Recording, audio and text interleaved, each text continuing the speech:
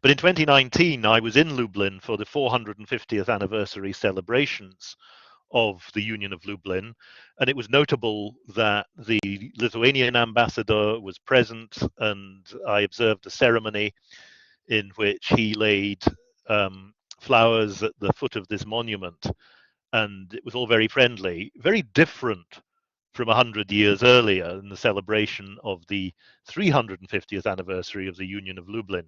There'd have been no such ceremony would have been possible then, and I'll go on and say a little bit about that. But the monument was put up in the 1830s, torn down again after the November Rising in 1830, and it was put up again after 1990. There you can see the date. So 1825, sorry, 35 was the date that it was originally put up. Myself, I have spent my career, or the latter part of my career, writing what will become a 3-volume history of the Polish-Lithuanian Union. It was meant to be a 1-volume history, but the first chapter of volume 1 turned into a 250,000-word book. And Oxford University Press have been generous in allowing me to do, first of all, 2 volumes, and now 3 volumes. The first volume has been translated into Polish. Alas, it's not yet been translated into Lithuanian, but I hope that one day it might be. And in Aberdeen in January 2020, we established a Centre for Polish-Lithuanian Studies, which I think is unique. There are centres for Polish studies, Ukrainian studies, Lithuanian studies in other places, but this is specifically a centre to study not just the Polish-Lithuanian Union from 1386 to its demise in 1795, but also, very importantly, its legacy, the ways in which you can see its impact still today, its cultural impact, its political impact, its historical impact, and to study the role it's played in the shaping of both nations. Well, not just Poles and Lithuanians, but all the nations who were part of that union in the space of the Polish-Lithuanian Union, so Belarusians and Ukrainians as well. Unfortunately, our activities were greatly limited by the lockdown and COVID, but the centre was opened on the 31st of January formally by the then ambassadors of Poland, and I think the still ambassador of Lithuania, Arkady Żegocki, the Polish ambassador, and Renatus Norkus, the Lithuanian ambassador, who came up from London. And we have had great support from the embassies in London and the Polish consulate in Edinburgh. I was down in Edinburgh yesterday meeting the new Polish ambassador at the Scottish Parliament, Piotr Wilczek, who's an old friend. He's a historian, and I've known him for many years, so that was a great pleasure. But why is it important to have a Centre for Polish-Lithuanian Studies? Well, I think the importance has been revealed very recently, because as I think Poles and Lithuanians are all too aware, history matters in that part of the world in a way that perhaps it doesn't over here. I was listening on the eve of the Russian invasion of Ukraine to this garbled speech by Putin. I would like to emphasize that Ukraine is not just a neighboring country. It is an inalienable part of our own history, culture, and spiritual space. These Ukrainians are our comrades, those dearest to us. Well, you could have fooled me over the last 3 months, not only colleagues, friends, and people who once served together, but also relatives, people bound by blood, by family ties, who we are going to bomb into submission. Modern Ukraine was entirely created by Russia. What rubbish, or to be more precise, by Bolshevik communist Russia, etc., etc. And at the end of that, by severing what is historically Russian land. Nobody asked the millions of people living there what they thought. Well, I would suggest that Mr. Putin is not exactly famed for asking anybody what they think, and if they tell him what they think, he packs them off to a prison camp. So it's a bit rich coming from him. But this Russian version of the history of Eastern Europe has been what has dominated in certainly in Western Europe and the United States. Across academia in those lands, there are far more historians of Russia than there are historians of Poland, of Ukraine, of Lithuania. And the Russianists dominate. And although the Russianists are often very critical of Russian politicians and Russian historians, they tend to drink in this view of the history of Eastern Europe. And perhaps the only good thing so far to come out of this ghastly war is the fact that the Western media have suddenly, and historians of Russia in the West, have suddenly woken up to the fact that this Russian version of history is a distortion, and a dangerous distortion. So part of our mission in the Center for Polish-Lithuanian Studies is to explain and to say that Lithuania is not part, because there's no doubt that Mr. Putin believes that Lithuania and the Baltic states are naturally part of this Russian empire. And I don't need to tell that to anybody who's listening to me from Lithuania. But of course, as I've been pointing out on radio interviews and in various things I've written since the 24th of February, Ukraine has spent as much time just about under rule from Vilnius, Krakow, or Warsaw as it has been ruled from Moscow or Petersburg. Indeed, if we're talking of Western Ukraine, Alaska has been ruled by Russia for much longer than Lviv has been ruled from Moscow or Petersburg.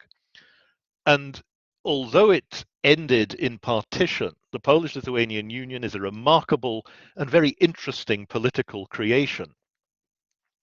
There we are. There's a map of the Ukrainian Palatinates, which were, by their own free will, which is not something that comes out in the textbooks very often, were removed from the kingdom, from the Grand Duchy of Lithuania in 1569, and they negotiated their own unions separately. The Palatinates, the Voivodstva of what is now Ukraine, negotiated separate treaties of union with Poland, as did Podlasie, which I didn't indicate on this map. So let's say a little bit about the problems and the tensions, because for many years, Lithuanians, Ukrainians, and Poles were encouraged, firstly by Russian imperialists, and secondly by the Soviet system, the Soviet system and the Russian imperialists sought to divide and rule, to impose a version of history on Poles, Lithuanians, and Ukrainians that encouraged Lithuanians, Belarusians, and Ukrainians to think that the Polish-Lithuanian Union was a historical disaster that blocked their development as nations, the nations that Russia doesn't think exists in the case of Belarus and Ukraine. So let's go back a bit and start by looking at this statue. Some of you may know it, in Central Park in New York, of Władysław Jagiełło holding aloft the two swords that the Grand Master of the Teutonic Knights sent his envoy to at the Battle of Grunwald, Tannenberg, Żalgiris, whatever you want to call it, and plunged them into the ground. There it says Poland, which is odd because the front of the statue says Władysław Jagiełło, King of Poland, Grand Duke of Lithuania, founder of a free union of the peoples of East Central Europe, victor over the Teutonic aggressors at Grunwald, July the 15th, 1410. It's a very interesting statue, and not many people know why it is sitting in Central Park and what on earth it's got to do with Central Park. Well, it came to New York in 1939 for the World Fair exhibition in New York, where each nation had their separate pavilions. This is the Polish pavilion that was set up at what is in Flushing Meadows, what is now the site of the United States Tennis Open. And there it is, the statue in front of the Polish pavilion. It was welcoming people to the Polish pavilion, and it stood there throughout the summer of 1939. And of course, in September, the pavilion and the whole World Fair became irrelevant because the Second World War began. The Germans invaded Poland, and the statue was left rotting there until a group of Poles put up the money for it. It was taken away from Flushing Meadow and put in an obscure little park, and the Polish community in the United States put up the money to have it placed in Central Park because it was a symbol of resistance to German aggression. There was also a Lithuanian pavilion at the New York World's Fair in 1939, and I think it's safe to say that it took a rather different view of the matter, because as those of you in Lithuania will know, Jagiełło or Jogaila is far from a hero traditionally in Lithuania. He's the man who formed the union and betrayed Lithuania. And this is an illustration from within the Lithuanian pavilion in 1939, where, of course, it's Vytautas the Great, the Grand Duke of Lithuania, who is central to the picture, and Władysław Jagiełło is that rather sort of the man looking away in a rather mean and sneaky way at the front left, in the left foreground of the picture. For the Lithuanians, Žalgiris was, of course, a great victory, but Jagiełło was for many years seen as a traitor, and there are not many statues, or any statues that I know of Jogaila in Lithuania. There he is again in front of the Polish pavilion. The statue that was put up, not in Vilnius, of course, in the 1930s, was this one by Garbis, I think his name is. It was put up of Vytautas in Kaunas, of course, which was the interwar capital of Lithuania. And there are many, many statues of Vytautas, who is taken in the traditional Lithuanian to have been Jagiełło's, Jogaila's opponent.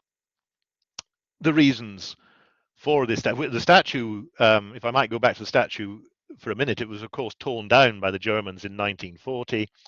The irony is that Garbis, the sculptor, was a great supporter of the USSR and believed that Lithuania should be part of the USSR.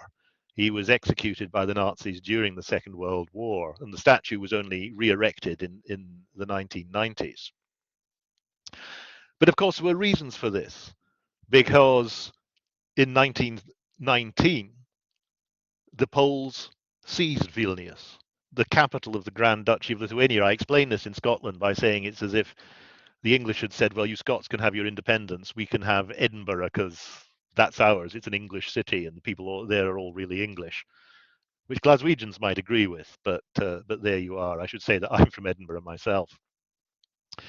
But by 1939, of course, Vilnius was in many respects a Polish-speaking city, and there's Piłsudski, a man who was born in what is now Lithuania, who in many senses regarded himself as a Lithuanian and not a real Pole. But he was a Polish-speaking Lithuanian. He was a Lithuanian of Polish culture. Poland and Lithuania, of course, fought a war.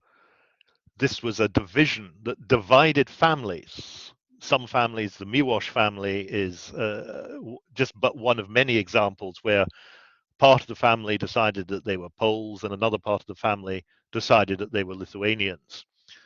The short-lived Republic of Central Lithuania, this created huge tension, and between the wars, Poland and Lithuania, who'd been together in a union for 410 years, did not have diplomatic relations.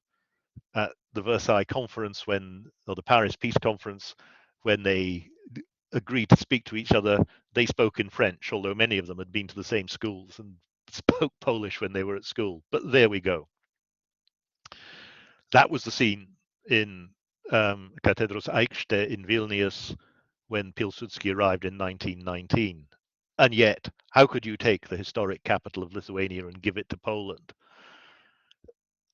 In 1919, in the celebrations for the 350th anniversary of the Union of Lublin, Henryk Wierciński said Litva, Lithuania, is a purely geographic term. So it's no wonder that the Lithuanians did not think that this was a good idea to celebrate the Union of Lublin. This is a modern painting, which I particularly like. It takes off the famous Jan Matejko painting of Grunwald, which shows, not interestingly, and this is very interesting, if you know the great painting of Grunwald, it's Vytautas who's the central character. Jagiełło is relegated to the background, standing on the hill, but it's Vytautas who's in the center of the picture. But this Lithuanian image by Giedrius Kazimierienas subverts the picture. This is Witold the Great, and that's the whole picture. And if you look there on the left, there is Jogaila, the snail, the man who didn't want to fight, as opposed to Vytautas, the man who stood up to the Teutonic Knights and is at the center of the drama. And of course, the Pope was on the wrong side, so he's presented like this. I think the picture shows the complex relationship of modern Lithuania to its past, and it's one that I find particularly interesting. But one of the great virtues of the fall of the Soviet Union is that since 1991, historians in Poland and Lithuania, and indeed in recent years Ukraine, are rediscovering that common past and reinterpreting it in a different way, not running away from the problems that it created in the 19th century and thereafter, but thinking about the ways in which that political union has shaped the development of the modern nations of Lithuania, Belarus, and Ukraine. And so I'll just say a very brief word about what the Union of Lublin was and why it's a remarkable document.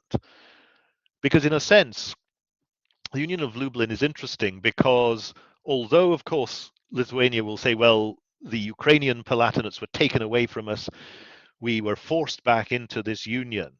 The Union of Lublin represented a victory for Lithuanians in the sense that it accorded them what they had asked for from the start, what Vytautas had asked for, that Lithuania be regarded not as having been annexed by Poland, incorporated by Poland, but it was an equal partner in a union not of states so much as of peoples.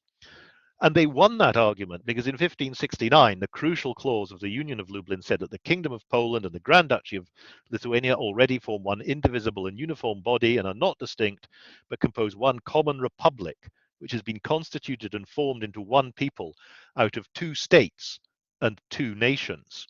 And that's important because the Lithuanian state was accorded equal status with the Poles. Lithuania was on the same level. It had its own army, its own government, its own political system, its own law.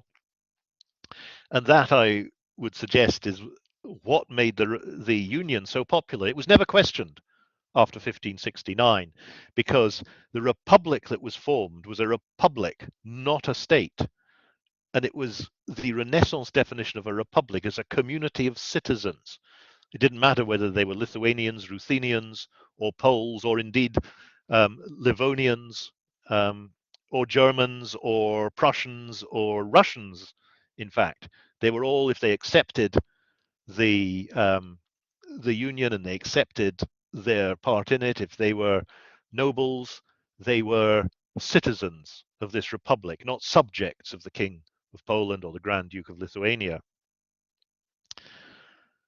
And this created a sense of citizenship in which you will hear the talk in Ukrainian and Lithuanian and Belarusian historiography of the Polonization of the elites. And in the sense that the elites started to speak Polish, that is absolutely right. And in a way, it's epitomized by this man, of course, Adam Mickiewicz. This is his statue in Warsaw. Mickiewicz never visited Warsaw, ever. This is his statue in Krakow. He never visited Krakow either. He did visit Poznan for a couple of months in 1848 until he was kicked out. And this is his statue in Poznan. But of course, famously in Pan Tadeusz in 1834, he opens it by saying, Lithuania, my fatherland, you are as health to me. He was a Lithuanian, but he was also a Pole in the sense that he was a citizen of this republic, which became known as the Polish Republic. But it was not Polish in the ethnic sense. It was not until, I think, the 1990s that his statue went up in Vilnius. But if you look at what Mickiewicz said about Poland and Lithuania, he gave a vision in the books of the Polish nation, by which he meant this citizen nation. Never did the kings of Poland or its knights seize their neighbors' lands by force. This was not a Polish empire, but they welcomed these nations into brotherhood. God rewarded them for a great nation. Lithuania joined Poland as a husband is joined to his wife. Note that Lithuania is the husband, not Poland. That's an interesting phrasing. Two souls in one body. Never before had there been such a joining of nations, but it will come to pass again. But of course, he was actually born in what is now Belarus, in Zaosie, um, and there it is in Belarusian. And so he's the national poet of Belarus as well. This is his statue in Hrodna. I particularly like this statue, which is in Minsk. Somebody's put a bouquet in his hands. For this joining, he wrote, this marriage of Lithuania with Poland prefigures the joining of all Christian peoples in the name of faith and freedom. A vision of freedom, a vision of citizenship, a republican vision, not of empires or states, but of a republic. Now, that vision died in the rest of the 19th century as Polish ethnic nationalism arose in the form of the National Democrats. It was kept alive to an extent by Piłsudski and his supporters in 1918, 1919, but in the end, the ethnic version came out. Now, we've talked a lot in Britain about monuments and statues in Eastern Europe have been put up and torn down. In some respects, my favorite monument to Mickiewicz is in Lviv or Lvov, and the Ukrainians have not taken it down because Lvov recognizes its Polish heritage, which goes back to 1340. It stands not far away from the monument to Shevchenko, the great Ukrainian poet and of the 19th century. And I think it's great that these statues are juxtaposed to show the complexity of this relationship. And I'd like to end by a short trip to one of the most interesting places I've visited in Lithuania. I went to Vilnius one time in 2012, I think it was, and I said to my former doctoral student, Arturas Vasiliauskas, I said, Arturas, I've seen Vilnius, I've seen Kaunas, I've been to Klaipėda, I've been to Žemaitija, I've seen a lot in Lithuania. Show me something surprising, show me something different. I don't know if any of the Lithuanians here have been to Norveliškės or Norveliški, as it is called in Polish, but it's a very interesting place. There's a small Catholic church there. It's down in this little appendix that juts out into Belarus, sort of 80 kilometers south of Vilnius. And we drove there in October on a beautiful autumn day. And this is the cemetery. And cemeteries in Eastern Europe are very interesting places. And I always go and visit the cemeteries, because there in the background is the boundary fence between Lithuania and Belarus, a boundary fence that runs right down the middle of the parish. There it is, the border. And when the church service is held, I think it's once a month, the parishioners from Belarus come up, I'm told, to the fence and take part in it. And somebody told me that there was an international incident once when they held a funeral and an open coffin went back and forth across the fence, and the Belarusian government protested. But if you look at the gravestones, this is an area where people speak. I mean, I drove down there with Lithuanians, but as we got there, they started speaking Polish. But the locals speak a very funny form of Polish, and as you can see from the gravestones, well, the woman who taught me Polish orthography would have a heart attack at the way that Jankowska and Józefa is spelt. And look at Tatushu at the bottom, Ot with a T. Oh dear, that Polish spelling is not great. Look at Otmęża, spelt that way. And yet throughout this graveyard, there are other gravestones. Surudo, Wacław Czesławowicz, those are Polish names. But at the top it says SP, Świętej Pamięci, and that's in Polish. Dudojcz Apolonia, Pokój jej duszy. And this is perhaps my favorite. This is a family set of graves. You can just see on the left, that's a husband who spells his name in Latin script, Godlewski. And on the right, his wife, Godlewskaja or Chodlewskaja, Julia. This is the aftermath of union. This is a system that was culturally tolerant for much of the time, that allowed national development within its lands. Now, the question of the attitude of Lithuanian landowners to their Lithuanian-speaking peasants is an interesting one. But essentially, the union and its monuments and its legacy are still there. And that's what we like to study with all its complexity. And it is important. And since one of the great things that has pleased me since that ghastly invasion on the 24th of February, in the way that that Grand Duchy of Lithuania and the Kingdom of Poland, that union is coming back together, partly under the auspices of the European Union, which is laying some of the ghosts of the past. And here we have the three presidents of Lithuania, Poland, and Ukraine, not in that order. I've met Duda, and I must say that Zelensky must be quite a short man, because Duda's not exactly a giant. But there we go. And one of the things that I'm quite proud about is that the University of Aberdeen has stepped up as one of the quickest and fastest to respond to the Ukraine crisis. It is offering 8 scholarships for displaced Ukrainian scholars, some of which it's handing out at the moment. And indeed, in my own household, we have a Ukrainian postdoctoral student from Bucha. She and her daughter spent 2 weeks hearing the bombing going on. They got out before the Russians arrived, but they are now in Aberdeen. And she studies Polish-Ukrainian relations in the 19th century. Rather difficult they were, just as Polish-Lithuanian relations became rather difficult in the 19th century. But this ghastly crisis is bringing these peoples back together, burying the ghosts of the past and looking to a future in which they will be allowed self-determination, they will be allowed to defend their nations and yet not forget their common past. And at that point, I shall shut up. On this slide, you will see that Aberdeen is fundraising to support its generosity to Ukrainian students. And if any of you are wealthy and want to donate to it, please do. There's a link there, or get in touch with me and I can give it to you. Okay, that's the end of the presentation. And I'd be happy to talk about it or anything that you'd like to discuss.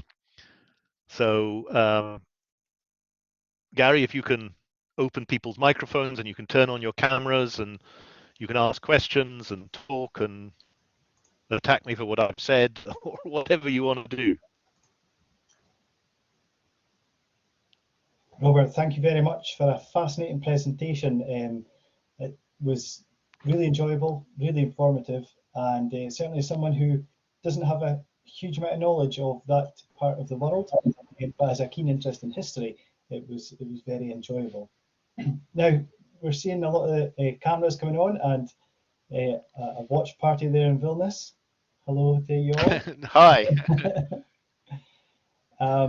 You may see that you can have a gallery view of speakers or speaker view.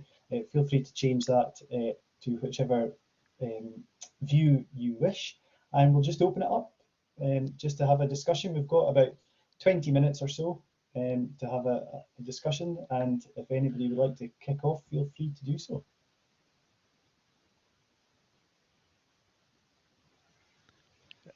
Danius, hi. How are you? Hello, Professor Frost. I'm great, thanks. It's absolutely wonderful to see you again and hear you. I just want to say that listening to you now, I just remember that well, I'm constantly just annoyed by the fact that there are not enough lectures of yours on YouTube. This is something that I would really recommend if University of Aberdeen, would like to extend the impact and dissemination of your findings and scholarship. That is something that you should really look into, because especially as the history and geopolitics of Eastern Europe are becoming once again important in the world. Over the past few years, I happen to be right now in Brussels. I have found myself multiple times looking for good quality but accessible sources of good scholarship that would be easy to communicate. And YouTube videos or something would be absolutely wonderful. Yeah. So just a suggestion for you for the future: try to record your lectures, because you have not only amazing knowledge and you're an expert, but also even from your lectures, because I was lucky enough to study under you. I still sometimes, when I remember how your impressions of Jesuit monks or something, like, I really chuckle at them sometimes. So yeah, just wanted to say that. Well, thank you. There are quite a few out there on YouTube. I should say that Dainius asked to be part of my special subject. He sent me an email and said, "Can I be part of your special subject?" And it was full, so I said, "Yeah, I'll make a space for you." Then he didn't turn up for the first 2 weeks, so I sent him a rather stuffy email saying, "Well, I let you onto my damn course, and where are you?" And he emailed back to say, "I'm on the Maidan in Kyiv."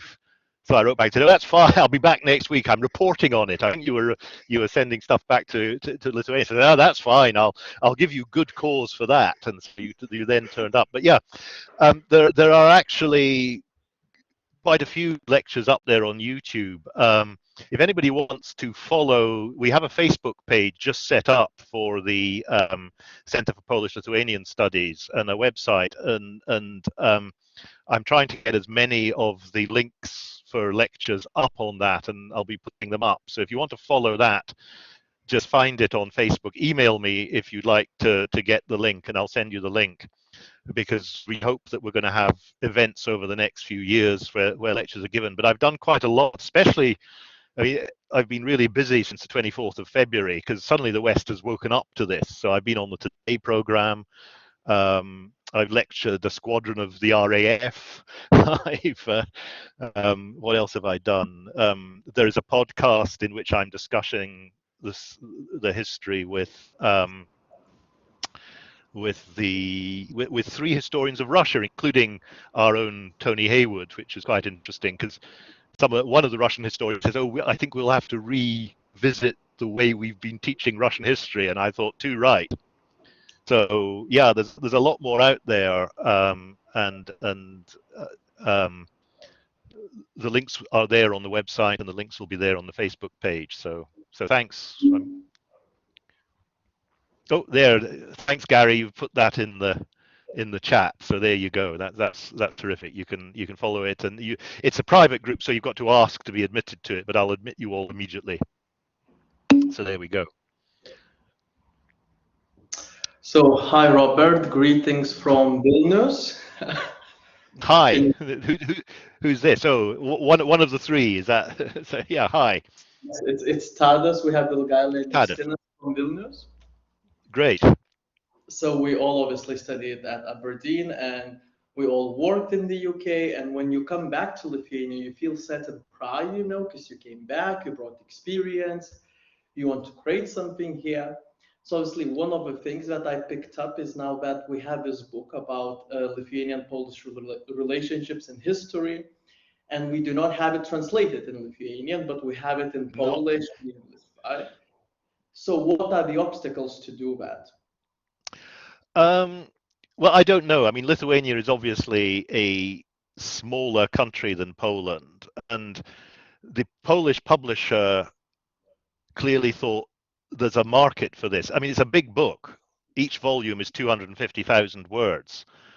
So that's quite a big and expensive book to produce. And of course, a Lithuanian publisher may be a little more reluctant to issue what is a positive view of the making of the Polish-Lithuanian Union, because I think it's safe to say that perhaps Lithuanian popular opinion has not quite caught up with some of their historians who have a more positive view of Lithuania's role in that union. So I don't know. I've not had any, although the reception has been very positive from my historian colleagues in Lithuania, I've not had any approaches from Lithuanian publishers. So if you want to go and write to Lithuanian publishers and tell them that this book absolutely must be translated into Lithuanian, then please do. But obviously the market is smaller, the costs are higher, so they probably think, well, most young Lithuanians can now read English anyway, so why do we need to translate it? Yes, I guess obviously partly you're right. Just you see, when you feel that pride, you want it to be also translated. We have a contact here in Vilnius with the National Library of Lithuania, because that might not be a commercial sell, but it might be something that the country wants. So we can promise you that we'll write the inquiry. We cannot promise that the outcome will be positive, but we're definitely excited that to contribute to this. So you can think that we almost done it. We'll do it this week, basically. Yeah, well, yes. One of my former PhD students, I mentioned him earlier, Arturas Vasiliauskas, was for a number of years. He was head of the British Council in Vilnius. He's now, I think, he's something high up in Vilnius University. I think he's dean for foreign relations. So he'd probably say add his weight to the demand. But he did his PhD with me in London when I was still in London many years ago. I had one Lithuanian complete a PhD in Aberdeen, Mindaugas Šapoka, who's now at the Institute of History in Vilnius. So, there we go. I should also say that the centre has. I meant to put this on the PowerPoint, but the centre has just issued a scholarship for a PhD. So if any of you were thinking of wanting to come and do a PhD on such matters, there's a scholarship there. Alas, it's not a full scholarship. It pays the difference between the overseas fees, which of course Poles and the Lithuanians are now subject to, and it pays an annual stipendium of £6,000, the James Beattie Fellowship. But if any of you or any of you knew anybody who might be interested, do let them know and contact me, because we're actively looking for people who might be interested in doing that and coming. And well, any of you come back to Aberdeen, but if you know of people who might like to do that, then please let them know. We've already got one James Beattie Fellow, but he's American, Venezuelan. Oh, there we go. Yeah, that's the website, which is not terribly developed because I set it up some time ago. But the communication vehicle for the centre is the Facebook page. So what did you all study in Aberdeen? I know that Daniel studied history because I taught him, but who else? What subjects did everybody else study? Hi everyone. Sorry, can you hear me now? Yes, Yeah, we I can hear you. Daniel. Okay. Daniel. Yeah. Hi, I guess from Warsaw this time. Could I actually also ask a question about, I guess, your take Sure. on also, by the way, thank you for the lecture. Also, thanks, Gary, for organizing it. I was just wondering, so in terms of, I guess, what's going to happen next, with the war in Ukraine, maybe could you tell us more what you think about it? So what is going to be, I guess, A, international response going forward, and B, what's going to happen with the war itself? Just your opinion. Well, I think, yeah, I mean, I think, as I say, I always say that historians make absolutely lousy profits. We know what's happened, but saying what will happen, don't believe anything we say. But like anybody else, I am surprised at the way that things have gone. As I was in Belfast of February, I gave a lecture that night, which you can see online. The Raleigh lecture for the British Academy, which was called "Towards a History of Compromise."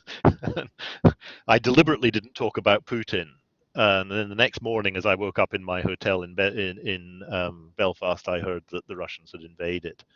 And I mean, I'm interested. I listen every Tuesday, and I don't know if you can get Sky News where you are, but I listen every Tuesday night to Michael Clark, Professor Michael Clark, who, when I was head of the history department at KCL in London, he was head of the war studies department. And he's since moved on. He does strategic studies, and he's brilliant. He has a question and answer session at 7 o'clock UK time on Sky News every Tuesday, and he's brilliant. He really knows his stuff. And I think the surprising thing has been just how awful and dreadful the Russian army has performed. Part of that is because Putin believes his own propaganda, believes that the Ukrainians would dash out and stick flowers in the muzzles of the rifles of the Russian liberators. And of course, it hasn't happened. And he's created the exact opposite of what he intended. There's no doubt. I mean, I've been on several occasions to Kiev. I've done to Ukraine. I've been in Chernihiv. I've been in Kamyanets-Podilsky. I've been not everywhere, but I've been to a few places. And yeah,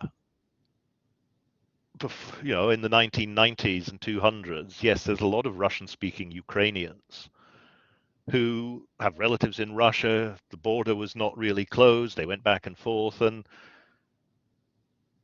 you know, that their culture was in that sense Russian, but they are Ukrainians. And what has happened is that, you know, I have some good friends in Kyiv. I know one very good historian, Natalia Starchenko, who has said she's never going to speak Russian again.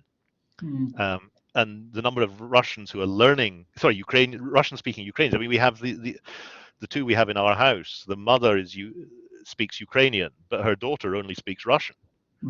She understands Ukrainian, but they speak Russian together because their father speaks Russian. But they're from Bucha, and you know, I think the daughter is wanting to learn Ukrainian because it's had the opposite effect.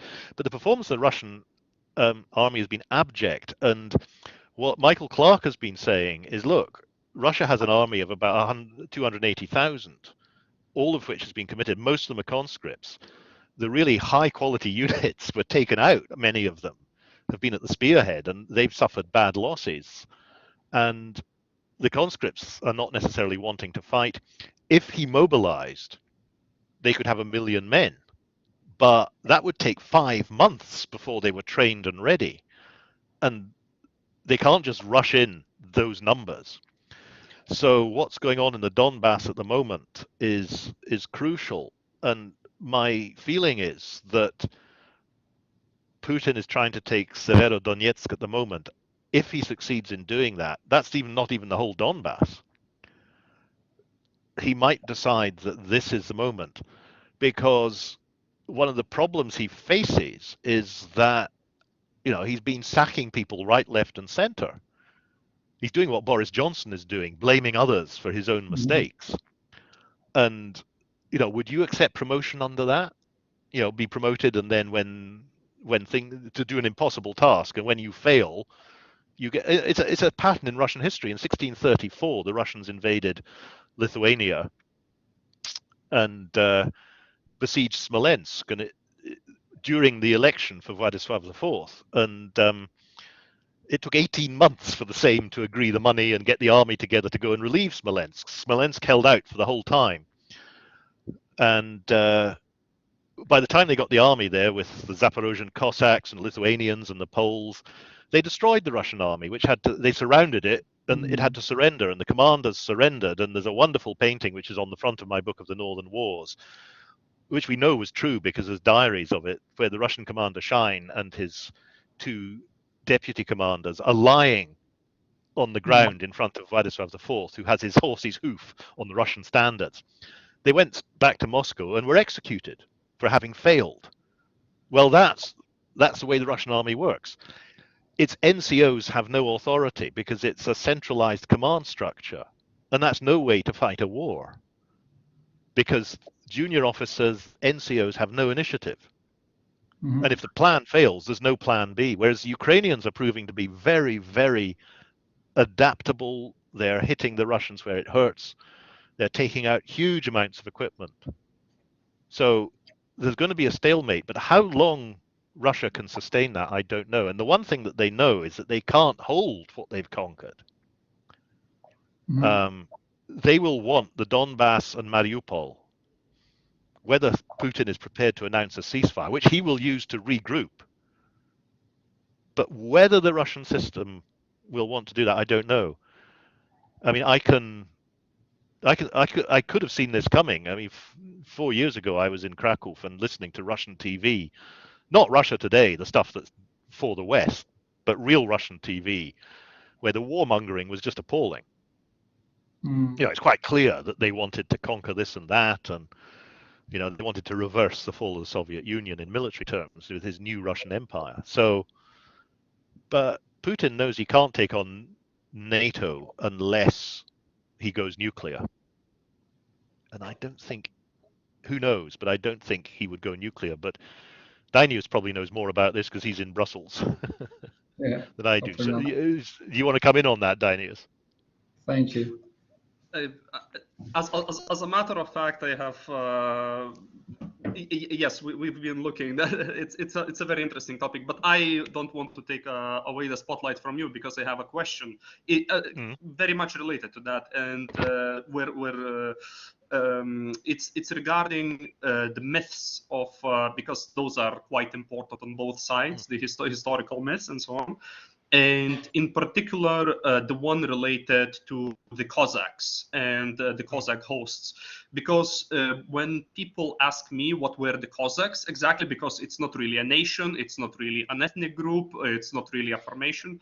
And I always struggle to really explain it to people, especially that you have Cossacks on both sides, kind of, like you have the Ukrainian idea of the Cossack, but you have very much Russian Cossacks to this day in various formations and such.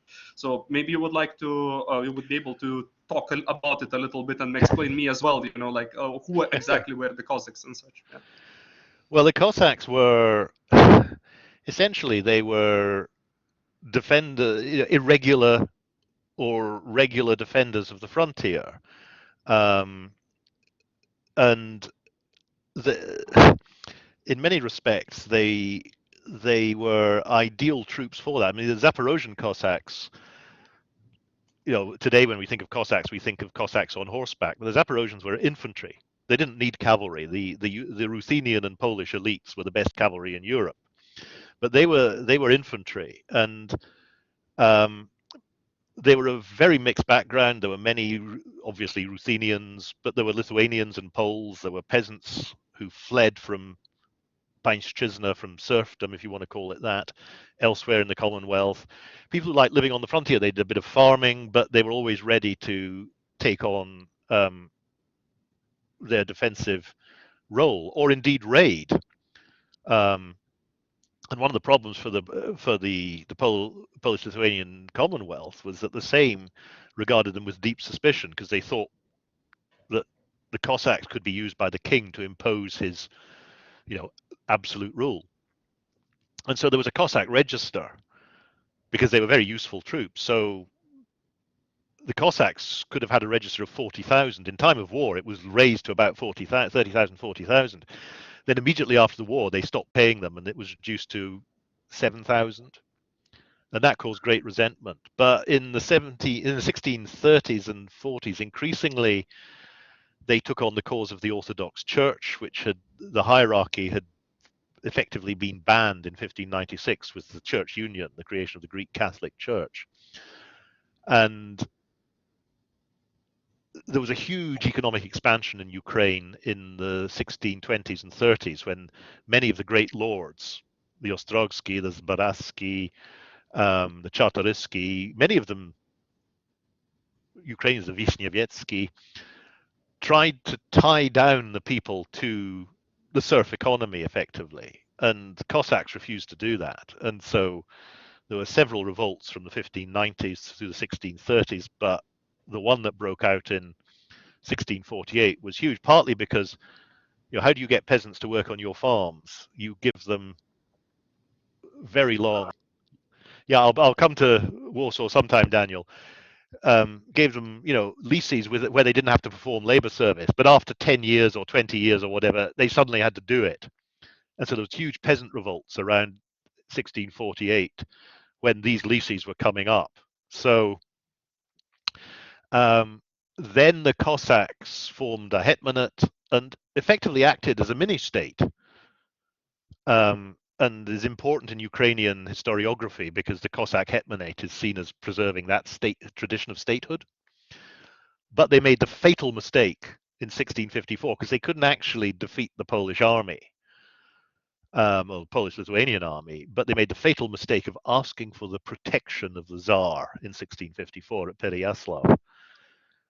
And they signed a treaty and they thought that the Tsar would interpret it in their way. But of course, the Tsars interpreted it as submission to the great Russia that Putin believes in. And it was a tragedy. The Ukraine was destroyed over the next 80 years, and the Russians treated the Cossacks abysmally. They destroyed the hetmanate in 1708-9. They destroyed it again under Catherine the Great. But that Cossack tradition remains as a central part of Ukrainian national identity because they oppose the Poles, and for the Ukrainians have had to define themselves against two others, the Russians and the Poles. And in the 19th century, that was terrible. If you want to read about it, the great work by Mikhailo Khrushchevsky, The History of Ukraine Rus, has just been 10 volumes. Well, it's more than 10 volumes because some of the volumes have 2 or 3 volumes. It's about 15 volumes, I think, but it's been translated into English and is well worth reading. I mean, it was written between the 1880s and the 1930s, but it's terrific. He's very good on Lithuania, though he calls Ukraine's phase in the Grand Duchy the Lithuanian occupation of Ukraine. Lithuanians couldn't occupy Ukraine, but that's what he calls it. But he's a very great archival historian, and quite a lot of the sources he used have now disappeared. So the history of Ukraine Rus, there's a very good English translation. I have a long extended preface to volume 4 that I wrote, so you can read my views there. And I've also, if you look in Harvard Ukrainian Studies, I've done reviews of some of the volumes which talk about the Cossacks, and the links are on some of them are up on my academia.edu page if you want to look for them. So there you go. I'll have to go in about 2 or 3 minutes because I'm going out to a concert at the music hall tonight. There is another question in the chat. Yeah. Just maybe finish on that. Oh yeah. Sorry, I closed the chat, so I haven't seen that. Let me just open the chat. Where's? I'll maybe read it out for just so. Yeah, sure. If you could read it out, that'd be useful. It's from Lukenet. He says, I'm also an Aberdeen graduate from Lithuania, and I'm currently continuing my studies in Lithuania, also researching region area international relations, albeit for East Asia. I've recently been looking into secondary school textbooks of states and how they construct historical narratives, and was wondering whether you have investigated Polish or Lithuanian textbooks and how they portray the union and the relations between the two countries. Well, that's an interesting topic because textbooks are a notorious area of difficulty because they tend to reflect national histories. There's been a long commission between German historians and Polish historians looking at the way that their history is portrayed in school textbooks, and that's made huge progress. There have been efforts between Polish and Lithuanian historians to sort of try and agree visions, but those are still ongoing, and I think I do know somebody who was involved in that, but it's very early days, I think. And on the whole, I mean, I don't know because I haven't looked at any Lithuanian school textbooks, but I suspect that the Union is not presented in a particularly favorable light, and the great heroes are still Vytautas and so on, and that Jogaila is a traitor and so on, despite the work of historians like what's his name, Alvydas. God, I was thinking about him before. Nick Gentaitis has done work on this, trying to rehabilitate Jogaila as a central figure. And Jogaila and Vytautas actually collaborated very, very closely because they accepted this view of Lithuania as being an equal partner of Poland. That's what Vytautas was defending. He wasn't defending an independent Lithuania, far from it, because he could see the advantages that Lithuania got from union with Poland. But textbooks are a huge problem, and they are between Poland and Ukraine, and well, Belarus is another matter entirely. I know people in the Belarusian Institute of History, Academy of Sciences, who wrote a new history of Belarus in the early 1990s, and then Lukashenko came into power, was appalled by the textbook, sacked them all, and put his old high school Soviet history teacher in charge of the Institute of History of the Belarusian Academy of Sciences. And Belarus is a problem still because of Lukashenko. But the best Belarusian historians are in exile now, working in Poland and other places. So they're keeping that vision alight. But there's a long way to go before I think we have a version of the history of the Union that's accepted by all the nations that were once part of it. But then that's what history is about. It's contested all the time. one of the things, if I can end here, is to say that I think that the centre in Aberdeen is neutral ground. I mean, I'm not Polish, I'm not Lithuanian, I'm not Ukrainian, and what we want to do is invite historians from all of these places to come to Aberdeen and discuss the problems of their common past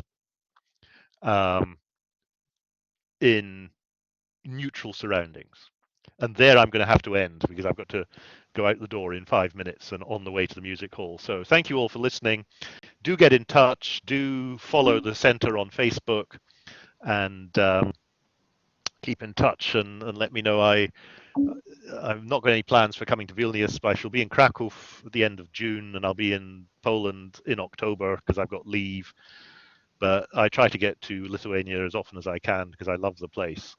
And Dainius, if in Brussels you come across Rutis Martikonis, do give him my regards, the former Lithuanian ambassador to the EU. He's head of the translation bureau, and he's a very, very good man who was at the opening of the centre. So, bye everybody. I must run. Take care. Thank you very much. Thank you very much. Cheerio. And thank you very much, everybody else, for coming along to join us this evening. Hope you've enjoyed it.